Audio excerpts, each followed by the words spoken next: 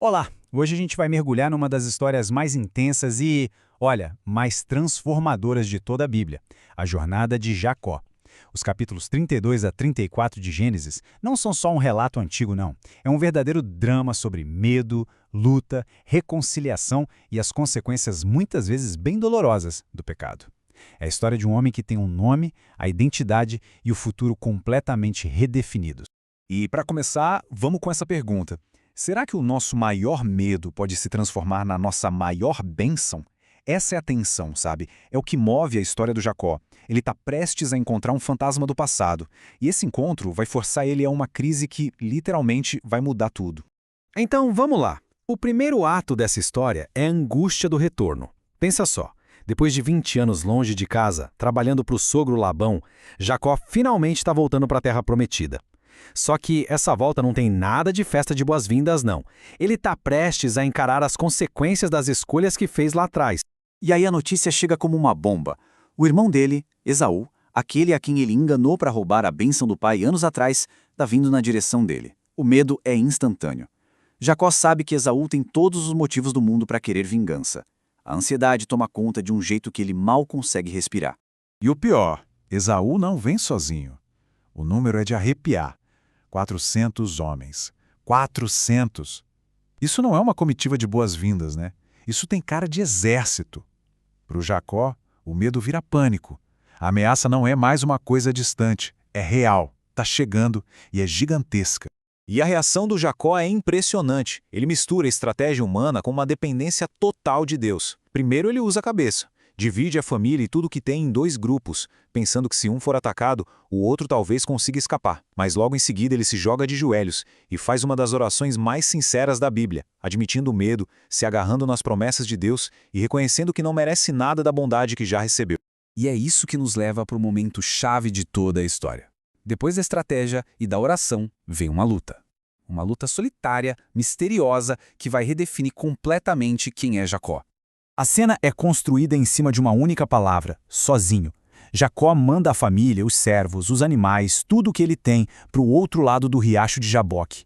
Ele se isola de propósito, fica para trás para enfrentar a noite e, provavelmente, os próprios demônios. E é nesse isolamento que o extraordinário acontece. Do nada, um homem aparece e começa a lutar com ele. O texto é vago de propósito. Quem é essa figura? Um anjo? O próprio Deus numa forma humana? A identidade exata é um mistério, mas a luta é real, é física e dura a noite inteira. No fim da luta, o ponto central é este aqui. O estranho muda o nome de Jacó. Ele deixa de ser Jacó, que significa suplantador, enganador, aquele que confia na própria esperteza, e passa a ser Israel. E esse novo nome significa aquele que luta com Deus. É uma mudança de identidade radical, um marco que separa o homem que vivia de tramóias daquele que agora é definido pelo seu encontro com o divino. Só que essa bênção tem um custo. Jacó vence não porque ele foi mais forte, mas porque ele se agarrou nesse oponente, se recusando a soltar sem receber uma bênção. E no meio disso tudo, a coxa dele é deslocada. Ele sai desse encontro abençoado, mas também sai quebrado, mancando para o resto da vida. É um lembrete físico permanente de que a sua nova força vem da dependência e não da autossuficiência. E o Jacó entende na hora o que aconteceu ali. Ele batiza o lugar de Peniel, que significa face de Deus. Ele reconhece que sobreviveu ao encontro cara a cara com o divino. Aquela noite de luta não foi um simples confronto, foi uma manifestação direta, pessoal e transformadora do próprio Deus. Agora, vamos avançar para o dia seguinte e ver como essa transformação toda, que foi interna e espiritual, vai ser testada no mundo real. A luta em Peniel foi a preparação. O encontro com Esaú é a prova final. A tensão é máxima. Jacó, agora Israel, vai andando, mancando, se preparando para o pior. A expectativa dele, construída em anos de culpa e medo, era de um confronto violento, de vingança.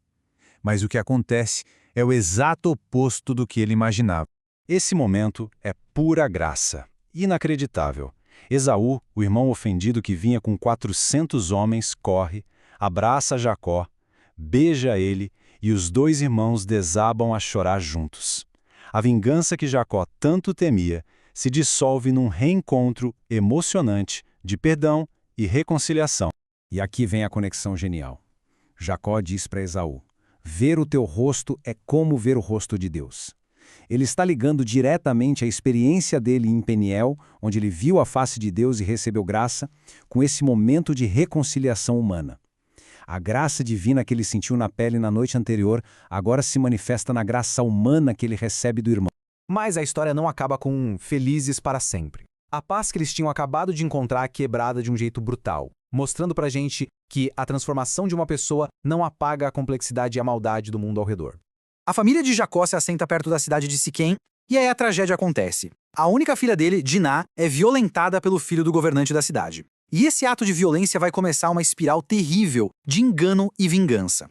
A resposta dos filhos de Jacó, Simeão e Levi, é fria, calculada e brutal.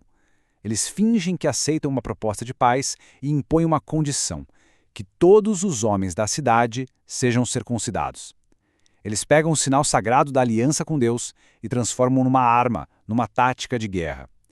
3 dias depois, quando os homens estão vulneráveis com dor, os irmãos atacam, massacram todo mundo e saqueiam a cidade. E a reação do Jacó aqui é bem reveladora. Ele dá uma bronca nos filhos, não pela atrocidade moral que eles cometeram, mas porque a ação deles colocou a família toda em perigo de retaliação. A gente vê aqui que, embora ele seja Israel, o velho Jacó, o homem pragmático e medroso ainda está ali. A transformação dele é real, mas não é completa. É um lembrete sombrio sobre o ciclo de violência. Então, depois dessa montanha russa toda, com picos de revelação divina e vales de tragédia humana, o que a gente pode tirar de lição? Vamos resumir alguns pontos importantes. Primeiro, crises podem ser transformadoras. A noite de luta de Jacó nos ensina que nossos momentos de maior angústia podem ser o lugar onde Deus nos encontra para nos dar uma nova identidade. Segundo, reconciliação exige ação.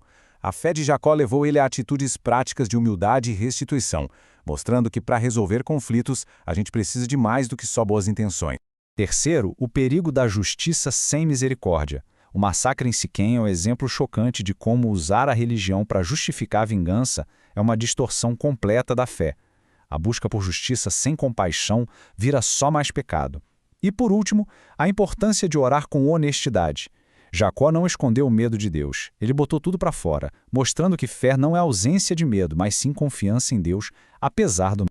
Resumindo, a jornada de Jacó é a história de uma transformação que é, ao mesmo tempo, profunda, dolorosa e, muito importante, incompleta. Ele é Israel, o homem que lutou com Deus, mas também é o pai que falha em liderar a família no meio de uma crise. A história dele nos lembra que crescimento espiritual é um processo, não um evento de um dia só. E isso nos deixa com uma pergunta para refletir, que é com a própria experiência do Jacó. O que precisa ser quebrado na gente? Nosso orgulho, nossa autossuficiência, nossas velhas identidades, para que a gente possa ser verdadeiramente transformado e receber a bênção que só vem quando a gente se rende.